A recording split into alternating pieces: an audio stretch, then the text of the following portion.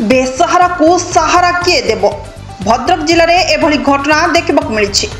भद्रक जिला ओलगा पंचायत नेउल आड़ी घटना घटी। मौसा जड़े भिन्नक्षम आखि थी आखि ना माने अंध मासक पूर्व चाल छपरटी थिला जे भगवान एते निष्ठुर जे चाल छपरटी निया लगी सब जलीपोड़ी पाउंस हो जाइछि। ना तांको पाखरे सरकार पहुँचिले ना गाँव मानकरे राजनीति करुवा व्यक्ति पहुँचिले। खाली निर्वाचन आसले ऑटो बोही खाली भोट दियो तापरे कासिया किए ना कपिला किए। सरकार मालमाल योजना अच्छी ए मौसा कौन से वंचित हो पारे एक कथा दिने शुणी सरोज कुमार पंडा जाई देखिला परे मौसा जनकू आपण रही पारिबे नाही मलमूत्र करी ता उपरे बसी रही कारण ताकू जना नहीं जे से कहा उपरे बसी रही। सरोज कुमार पंडा से देखी संगे संग से जगह परिष्कार करी मौसा को गाधोई दे खाइबा को देउछंती।